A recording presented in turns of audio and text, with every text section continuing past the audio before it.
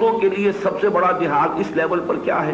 کہ وہ ستر اور حجاب کے احکام پر عمل کریں، جو پردہ شرعی پردہ ہے اس کو نافذ کریں اپنے گھر کے اندر، اپنی ذات کے اوپر، اس کی پوری بنیں۔ اب اس سے اوپر آئیے تو دوسری منزل جو ہے اس فرائض دینی کے اس عمارت کی، وہ ہے دوسروں کو تبلیغ کرنا۔ خود اللہ کے احکام پر عمل پیرا ہونا، یہ تو پہلی منزل کی چھت ہو گئی، لیکن اب دوسروں کو بھی یہ بات پہنچانی ہے۔ یہ کام جس کے لیے اللہ تعالیٰ انبیاء کو مبعوث فرماتا رہا، رسولوں کو بھیجتا رہا، انہیں حکم دیتا رہا، یا ایھا الرسول بلغ ما انزل الیک من ربک وان لم تفعل فما بلغت رسالتہ، اے رسول پہنچاؤ جو کچھ کے نازل کیا گیا ہے تم پر تمہارے رب کی طرف سے، اور اگر خدا نہ خواستہ بالفرض تم سے کوتاہی ہوئی تو گویا کہ رسالت کا حق ادا نہیں ہوگا۔ اس اعتبار سے یہ در حقیقت فریضہ نبوت ہے، لیکن ختم نبوت کے بعد اب یہ ذمہ داری امت مسلمہ پر آ گئی ہے بحیثیت مجموعی۔ اب وہ فریضہ تبلیغ امت کو ادا کرنا ہے، اور یہ فریضہ اس درجے اہم ہے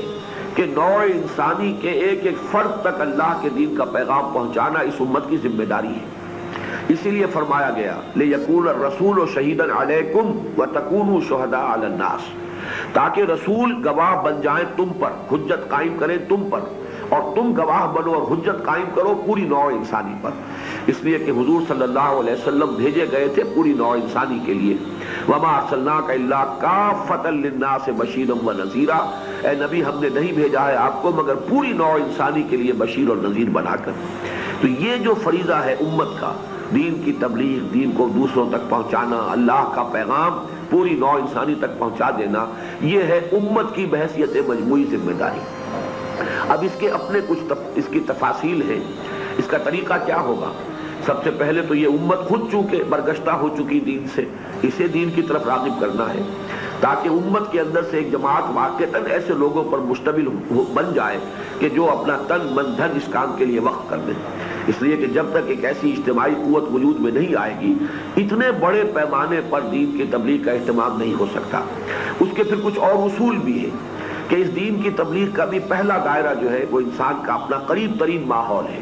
یا ایھا الذین آمنوا قوا انفسکم واہلیکم نارا، اہل ایمان سب سے پہلے اپنے آپ کو اور اپنے گھر والوں کو، اہل و عیال کو بچاؤ اللہ کے عذاب سے، جہنم سے، آگ سے۔ گویا کہ پہلی ذمہ داری ان کی ہے۔ پھر اس سے آگے وانذر عشیرتک الاقربین جیسے فرمایا، اپنے قریبی رشتہ داروں کو خبردار کرو۔ اس سے آگے جو ہے پوری نوع انسانی تک بھی پیغام پہنچانا ہے، اور یہ ذمہ داری بھی مردوں پر بھی ہے عورتوں پر بھی ہے۔ البتہ یہاں وہ فرق و تفاوت ذرا اور نمایاں ہو جائے گا کہ عورتوں کا دائرہ کار جو ہے اس تبلیغ کے ضمن میں، اس کی ذمہ داری عام لوگوں تک دعوت دین پہنچانے کی نہیں ہے، بلکہ سب سے پہلے اپنی اولاد، اپنے بچے، یہ گویا کہ پہلی ذمہ داری ہے عورتوں کی، اس لیے کہ وہ ان کی گودوں میں پرورش پا رہے ہیں، اور اصل تعلیم و تربیت جو ہے وہ آپ کو معلوم ہے کہ وہ ماں کی گود میں ملتی ہے۔ جو جذبات ماں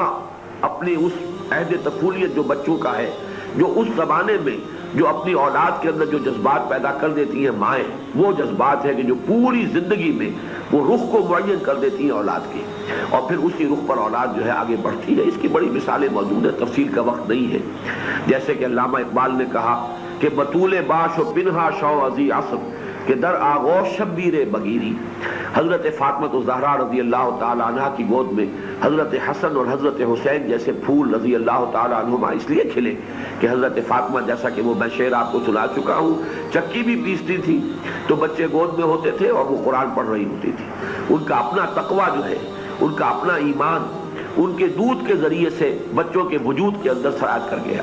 تو اس اعتبار سے پہلی ذمہ داری مسلمان خاتون کی اپنی اولاد، اپنے محرم مرد، بھائی ہیں،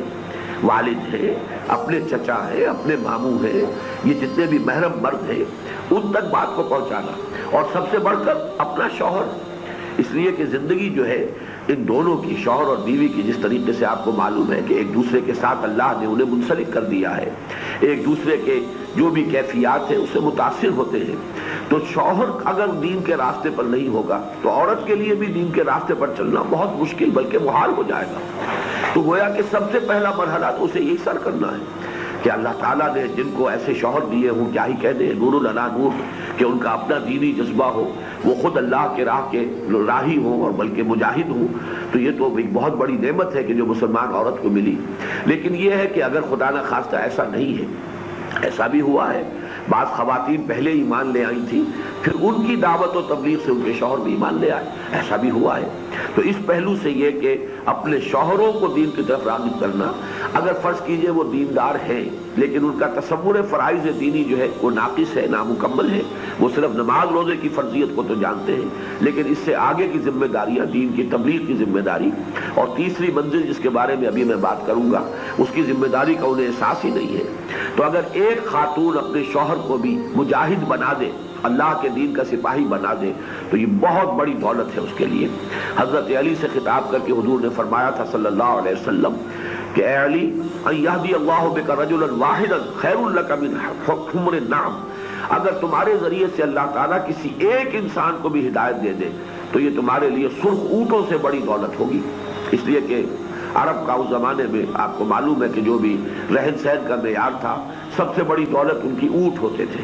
اور سرخ رنگ کے اونٹ انہیں بہت زیادہ پسند تھے، محبوب تھے، تو فرمایا حضور نے اسی سے تشبیہ دی ہے کہ سرخ اونٹوں سے بڑی دولت ہوگی اگر اللہ تعالیٰ تمہارے ذریعے سے کسی ایک انسان کو ہدایت دے دے۔ تو عورتوں کے لیے دعوت و تبلیغ کا دائرہ جو ہے سب سے پہلے اپنا گھر، اپنے بچے، اپنے شوہر، اپنے محرم مرد، باپ ہیں۔ آج کل خاص طور پر یہ نقشہ عام طور پر دیکھنے میں آتا ہے کہ مختلف دینی تحریکوں کے زیر اثر آ کر نوجوان لڑکے اور لڑکیاں تو دین کی طرف راغب ہو گئی لیکن یہ کہ ان کے والدین یہاں تک کہ دادا دادی جو بالکل خالص جو ہے مغربی تہذیب کے اندر لگے ہوئے انگریزی دور میں پروان چڑھے اور وہی انہوں نے تعلیم پائی، اس کے اثرات ان میں گہرے ہیں تو ان کا رنگ جو ہے بڑا نقشہ مختلف نظر آتا ہے، تو وہ لوگ اپنے ہی بڑوں کو، اپنے بزرگوں کو دین کی طرف بلائیں، جیسے کہ حضرت ابراہیم علیہ السلام کا ذکر ہے سورہ مریم میں، اپنے والد کو دعوت دی، یا ابت انی قد جاءنی من العلم ما لم یاتک فاتبعنی اہدک صراطا سویا، ابا جان میرے پاس وہ علم آیا ہے جو آپ کے پاس نہیں آیا تھا، بس آپ میری پیروی کیجئے، میں آپ کو صحیح راستے کی طرف لے کر جاؤں گا، آپ کی رہنمائی کروں گا سیدھے راستے کی طرف۔ یہی کام جو ہے ہر مسلمان خاتون، مسلمان لڑکی اپنے والدین کے بارے میں دادا دادی سے خطاب کر سکتی ہے اسی انداز میں۔ تو یہ دائرہ ہے دعوت و تبلیغ کا۔ اس سے آگے بڑھ کر مسلمان خواتین کے اندر، ان کے اندر بھی کوئی حلقے قائم ہو، درس و تدریس کے معاملات ہو رہے ہوں،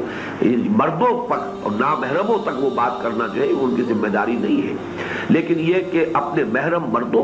اپنے گھر کی خواتین، اپنی رشتہ دار خواتین، اس سے آگے خواتین کے درجے میں ظاہر بات ہے کہ عام بھی خواتین تک دین کی دعوت کو پہنچانا، اجتماعات ہوں، درس قرآن کی محفلیں ہوں، ان سے ملاقات بھی کی جائے، انہیں لٹریچر بھی دیا جائے، انہیں آج کل جو ذریعہ بن گیا ہے ابلاغ اور تبلیغ کا، یہ کیسٹس ہیں وہ پہنچائے جائیں، ان کو بلایا جائے، چائے کی دعوت ہو اور اس میں کوئی کیسٹ سنوا دیا جائے یا کوئی آڈیو دکھوا دیا جائے جس سے کہ دین کا کوئی پیغام ان خواتین کے سامنے آ جائے۔ تو یہ جتنے طور طریقے ہیں لیکن خواتین کی ذمہ داریاں خواتین کے دائرے میں رہنی چاہیے، اور اس میں بھی ایک احتیاط بہت ضروری ہے کہ جو ان کے اصل بنیادی فرائض ہیں ان کی کاسٹ پر نہ ہو۔ ایک ماں اولاد کی تربیت سے غافل ہو کر اور اگر دین کی دعوت و تبلیغ کے لیے اپنا وقت صرف کرتی ہے تو یہ گویا کہ گھاٹے کا سودا ہے۔ الاول فالاول، الاقرب فالاقرب، اس کے اندر تدریج کا سامنے رہنا ضروری ہے۔